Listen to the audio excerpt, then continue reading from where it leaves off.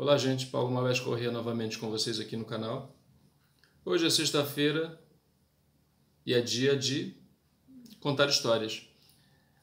A partir de hoje, toda sexta-feira aqui no canal vai ser dia de contar histórias. Eu vou socializar com vocês uma história assombrosa, uma lenda.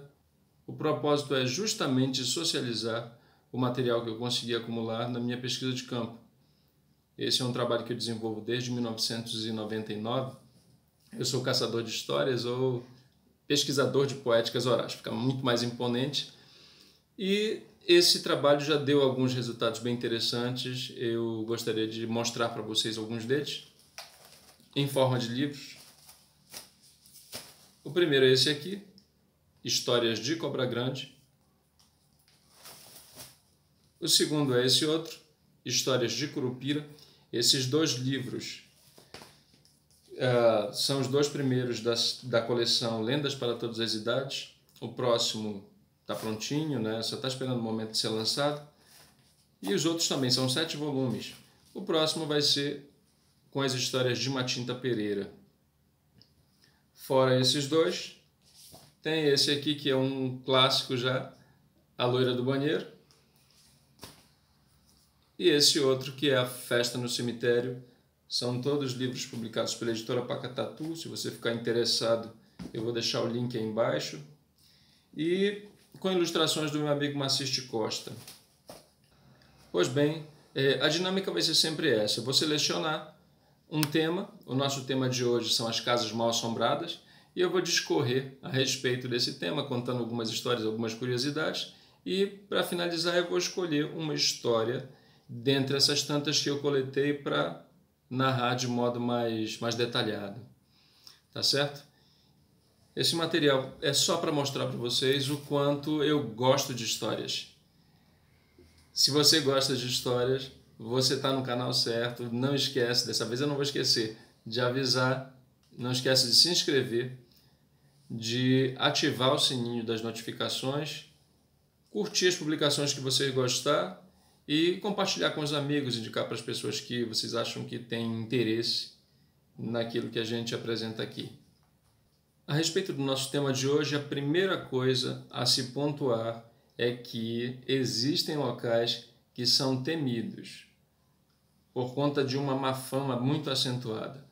Alguns locais desses são, por exemplo, antes da gente chegar ao ponto das casas mal assombradas, os cemitérios.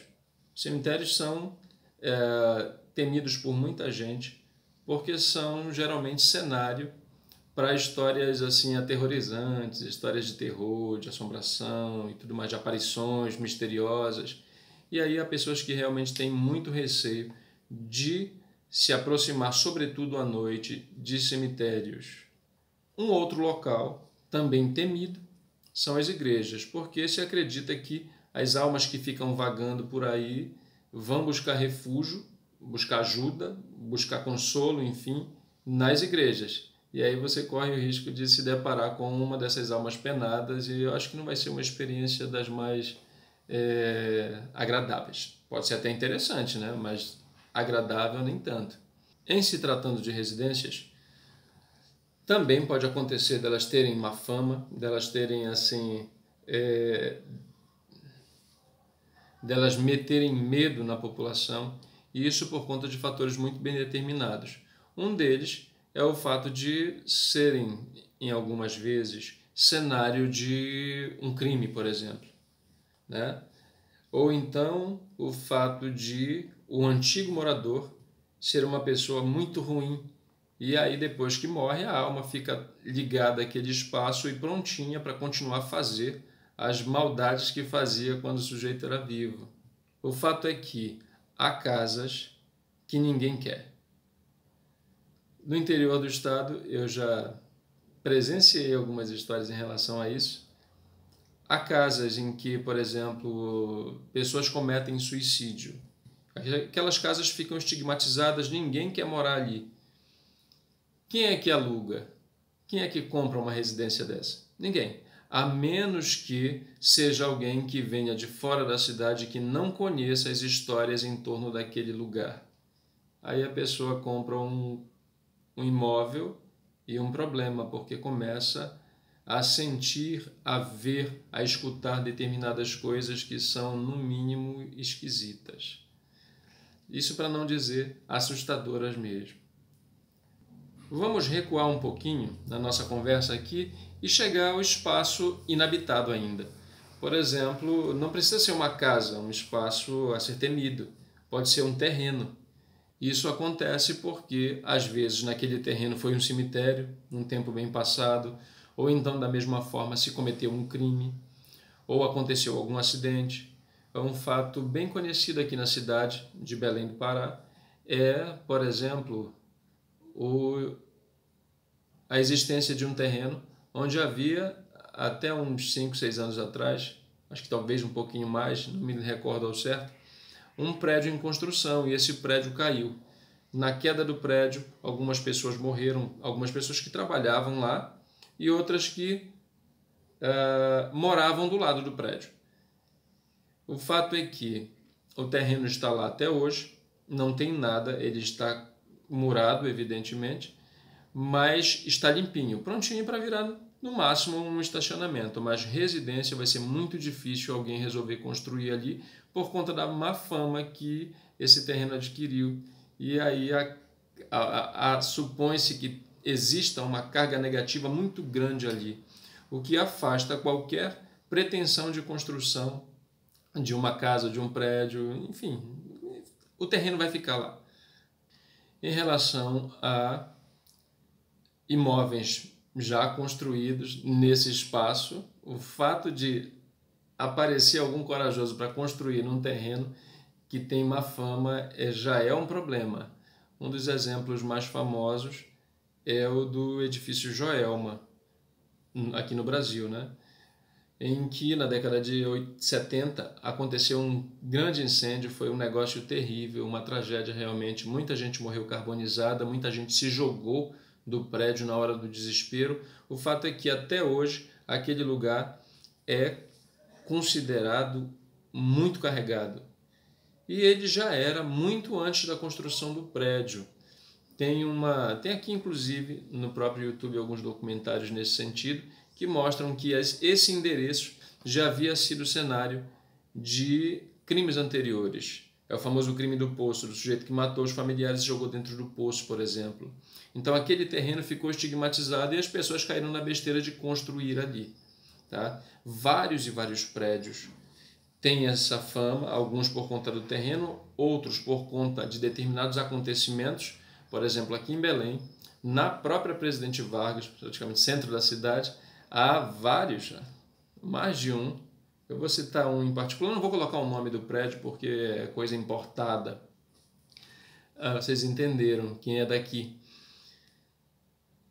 Há muitas histórias em torno de um prédio, desse prédio, na Presidente Vargas. Se vocês quiserem o nome do prédio, eu não vou dizer no vídeo, coloquem nos comentários que eu digo, sem problema algum. Mas no vídeo eu não vou gravar. Vai que tem problema, um processo, as visagens resolvem me visitar. É bom evitar. E aí, o que acontecia durante muito tempo aconteceu? As pessoas entravam nesse prédio, subiam e simplesmente se jogavam de lá. Cometiam um suicídio e esse prédio está cheio de histórias e cheio de, acredita-se, de almas vagando por lá. Tá? Se você continuar no caminho da Presidente Vargas e chegar no início da Avenida Nazaré, você vai encontrar um outro prédio muito famoso. Esse foi durante muito tempo o prédio mais alto de Belém. E olha que ele hoje em dia é Pinto, perto de Arranha-Céus, que já dei a dica, né, gente? É o Manuel Pinto da Silva. Eu disse o nome dele porque esse é um fato notório. Ele tem uma fama não muito boa, associada a aparições, a fatos assim desagradáveis como suicídios mesmo, as pessoas se jogarem lá de cima. E nesse sentido, eu tenho observado aqui no YouTube que as pessoas têm lançado verdadeiros desafios para as pessoas que assistem, né? Então, eu vou usar dessa estratégia porque eu achei muito interessante. Se não, assim que esse vídeo alcançar 200 visualizações, eu vou disponibilizar aqui no canal um vídeo extra. É um documentário que tem uma certa licença poética, evidentemente, de duas alunas minhas, a Dioneia e a Keila Luz. Elas foram minhas alunas no curso de turismo e fizeram esse documentário a respeito do Manuel Pinto da Silva. É um vídeo muito interessante, gente, que conta um pouquinho dessa história desse prédio em particular, e elas me autorizaram a publicar aqui no canal. Eu vou fazer isso assim que a gente alcançar 200 visualizações. Isso pode levar 2 anos para acontecer, pode levar 2 dias, um dia, assim que completar. Assim que bater a marca de 200 visualizações, eu vou disponibilizar aqui no canal esse vídeo, que não existe em lugar nenhum. Foi uma atividade da universidade e que elas me autorizaram a apresentar para vocês. E eu vou fazer isso por conta de ser um material bem interessante. Voltando à história das casas mal-assombradas. Elas podem ser mal-assombradas por conta dessas coisas todas que eu citei até aqui, mas também pode ser por um outro motivo. E aí, nesse caso, eu recomendaria que vocês todos fossem visitar algumas casas, porque essa visita seria por um motivo justo. O que acontece? Pode ocorrer de os antigos moradores, ou o antigo morador, pode ser no singular também, geralmente é no singular, ser uma pessoa muito avara, muito miserável. E aí é aquele sujeito que guardou ou escondeu dinheiro ou joias, alguma coisa de valor, escondeu enterrado ou atrás de uma parede, enfim. E aí o que acontece? Essa pessoa morreu antes de fazer uso dessa riqueza. E aí a alma desse sujeito ficou presa àquele lugar e só vai ter paz, só vai ter liberdade e sossego para seguir o seu caminho depois que alguém descobrir aquele tesouro e fazer uso dele.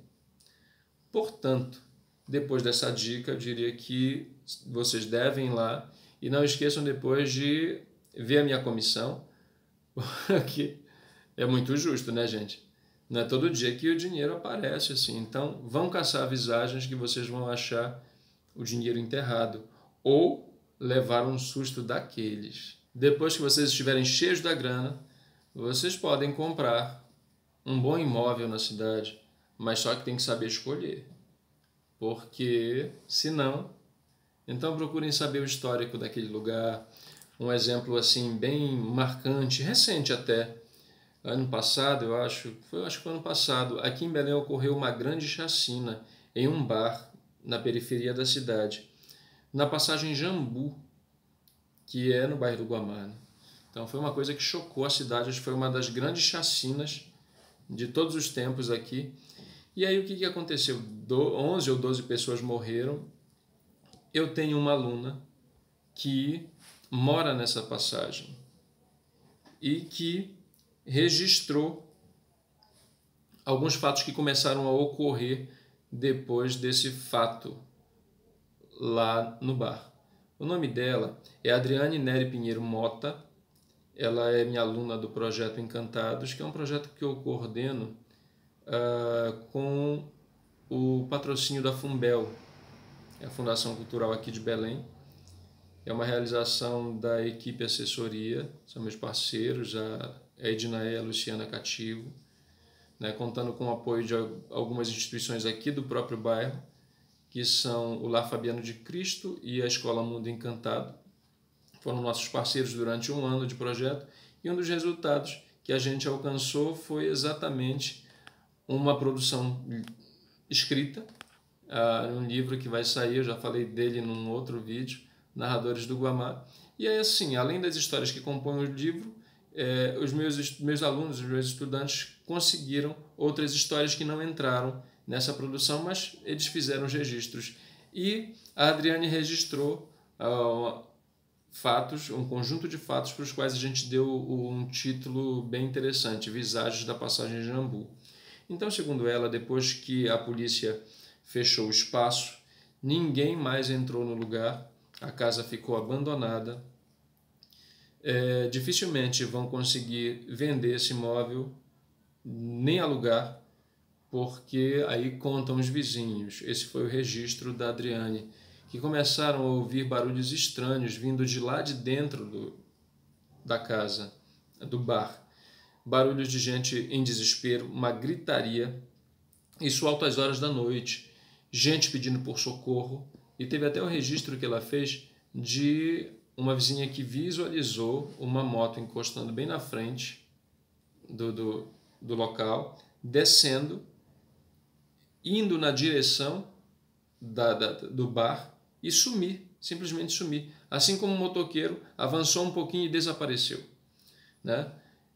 Não estou aqui para julgar se foi verdade, se não foi verdade. O fato é que as pessoas contam. Vocês sabem que o povo pode aumentar, mas inventar não, né? Então, essa casa ficou com essa fama e dificilmente vai ter outro morador. Mesmo que fique só o terreno, como a gente já comentou aqui, esse vai ser um espaço marcado para sempre, marcado pela tragédia, marcado pelo sangue das vítimas desse acontecimento terrível aqui na cidade. E o último registro que eu gostaria de partilhar com vocês aqui, essa é a história propriamente dita. Até aqui foram preâmbulos, né? Foi uma preparação, um discurso mais esparso em torno das casas mal-assombradas. Agora a gente vai realmente ver uma história de casa mal-assombrada que acontece em todo lugar. Todo lugar tem casas mal-assombradas. Na Europa, por exemplo, tem castelos mal-assombrados, né? Aqui, vários prédios históricos são considerados mal-assombrados, né? Então, eu fiz o registro de uma casa considerada mal-assombrada no município de São Sebastião da Boa Vista. Em 2016 eu estive lá dando um curso, uma disciplina pela Universidade Federal do Pará, um curso de letras que tinha nesse município. É um município paraense que fica no arquipélago do Marajó. Adorei a viagem, gente super receptiva, população super agradável. Registrei mais de 50 histórias lá, inclusive essa aqui, a festa no cemitério, história que me foi contada pelo José Maria, que foi meu aluno lá. E só lendo, gente. E aí o que aconteceu? Uma outra aluna, chamada Erlenice Gomes Macedo, me contou uma história que foi contada pela mãe dela. A mãe dela é a dona Maria de Nazaré Gonçalves, que mora, né, ali perto de uma ilha chamada Teso, e nessa ilha havia uma casa em que morava um homem. E esse homem não suportou mais assim uma série de acontecimentos muito estranhos que ocorria ali, né? Era gente gritando, gente fazendo barulho, era um desespero de noite, era uma zoada, um negócio assim que ele foi ficando atormentado. Moral da história, ele se mandou, largou a casa, fugiu, saiu, largou tudo para trás. E desde então passou muito tempo, mas muito tempo mesmo, e ninguém morava na casa. Como eu disse a vocês, quem contou essa história para a Erlenice foi a mãe dela, e a Erlenice contou para mim, e eu estou contando para vocês, e vocês podem contar para quem bem entenderem. Se vocês não quiserem contar, vocês podem indicar para a pessoa vir assistir aqui no canal, aproveitar para se inscrever, curtir, compartilhar, enfim. O fato é que, depois de muito tempo com a casa desocupada, apareceu um casal. A Erlenice, quando me contou a história, identificou. Era o Manezinho e a dona Neuza. Essa história eu tenho numa versão escrita, tá? E eu dei um nome para ela. É a Tapera da Dona Neuza. Tá bom? Para quem não sabe, tapera é como aquilo ali, ó. É uma casinha rústica. Esse que está aqui no quadro que o Maciste fez para mim. A propósito, o Maciste é o ilustrador também do desenho da capa desse vídeo, que é o desenho da história. Quando eu for publicar o livro, esse vai ser o desenho que vai ilustrar essa história em particular. Então a tapera é uma casa muito rústica e ficou ali, né? Abandonada, até que esse casal apareceu, Manezinho e a dona Neuza, e conversaram lá com os vizinhos. A vizinha mais próxima disse que sem problema, eles poderiam morar ali, que há muito tempo não aparecia ninguém, o dono largou de mão, e eles começaram a morar ali e começaram assim a testemunhar exatamente a mesma coisa que o antigo morador presenciava, né? Esses barulhos, esses ruídos, essa gritaria. Mas assim, continuaram morando ali, acabaram fazendo amizade com o pessoal de perto. A dona Neuza era uma figura, segundo a narradora, uma figura super agradável. O marido dela também, seu manezinho também. Eles ficaram amigos de todo mundo. E a dona Neuza tinha uma característica muito bacana. Ela tinha uma gargalhada que era daquela assim contagiante, sei lá, assim, tipo, só me vem na cabeça quem? A Fafá de Belém, ou a minha amiga Joana Chagas, contadora de histórias, que tem uma gargalhada. Assim era a dona Neuza. E o homem tinha um hábito, né? Em muitas comunidades do interior, os homens costumam ter esse hábito, que é o de lanternar. O que é lanternar? É sair à noite, munido de uma lanterna, para caçar. E aí, nessa noite em que ele saiu, ele começou a achar muito esquisito o fato de haver muita caça. Onde ele focava a lanterna, ele via caça. Ele pôde escolher. Ele deu um tiro numa preguiça. Então, quando os animais da floresta, da mata, ouvem o barulho de um tiro, eles saem para onde apontar o nariz, eles disparam no meio do mato, né? E não aconteceu isso dessa vez. E o manezinho achou muito estranho, porque mesmo depois de ter matado a preguiça, pegou a preguiça, ele continuou a caçada, onde ele mirava aparecia bicho. Ele viu que tinha alguma coisa suspeita aí e voltou para casa. Quando ele voltou, atrás da tapera, ele avistou ao longe a mulher dele caída. Ele se aproximou e constatou que ela estava morta já. As causas da morte nunca foram esclarecidas, né? No interior do interior não tem essa história de fazer perícia, gente. O fato é que a mulher morreu. E aí, o seu manezinho, quando estava vindo para casa, já começou a se sentir mal, assim, um pouquinho de febre, um certo mal-estar, e isso só piorou quando ele descobriu que a mulher dele havia morrido, né? Passados a mulher foi enterrada, aquela coisa toda, comoveu a comunidade, localidade pequena, é assim mesmo, né? Então, o homem também não resistiu. Depois de pouco tempo, ele morreu. O fato é que, depois desse acontecimento, ninguém mais quis sequer se aproximar da casa onde morava esse casal, da tapera. Por isso que é a tapera da dona Neuza, mas não é só por isso. Porque por que as pessoas não se aproximavam? É porque, depois disso, a coisa piorou.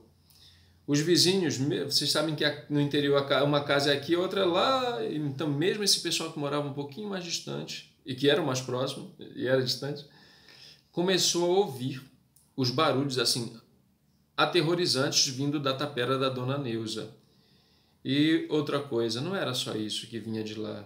Passaram a ouvir a gargalhada da dona Neuza, como se a alma dela tivesse ficado aprisionada ali. E essa história se espalhou, é uma história conhecida dessa comunidade, né? Agora conhecida de vocês também.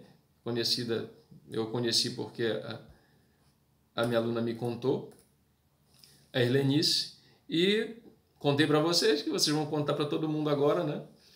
O fato é que a casa hoje em dia não existe mais, mas o terreno ainda existe. E mesmo assim, ninguém ousou construir nada, absolutamente nada, naquele local. Gente, essa foi a história da tapera da dona Neuza. O meu cenário é esse, gente. Eu preparo os vídeos aqui, né? Eu tenho observado as pessoas colocam estantes atrás, né? Eu não tenho como fazer isso porque eu não tenho uma estante grande, né? E também porque vocês não imaginam o que é por trás desse ângulo aí. Tem muito livro, gente. Estou numa conclusão de tese de doutorado e assim, é muito livro. É uma bagunça terrível, né? Para quem vê. Para mim não, tá tudo organizadinho, né? E assim, não é uma coisa bacana para se mostrar num vídeo, porque não é lá muito estético, né? Mas assim, porque eu estou usando constantemente. E eu também não tenho a cara de pau de colocar livros de decoração, né? Que aí tem gente que compra até papel de parede, que simula uma estante. Eu vi no outro dia um negócio desses. Então não é meu caso, gente. O meu trabalho é com a oralidade, é com livros, e os livros para mim estão vivos. Vocês já viram nos outros vídeos que eu trago aqui uma carrada de livros, vou mostrando, para, digamos, promover o interesse pela leitura e o aprofundamento nos temas que eu levanto. Então, vocês já sabem, toda sexta-feira aqui no canal, Dia de História. Espero que vocês tenham gostado da de hoje. Semana que vem tem mais. Não esqueçam de divulgar para ter as visualizações e aí eu divulgar também o vídeo a respeito do Manuel Pinto da Silva. Grande abraço, muito grato. Até a próxima.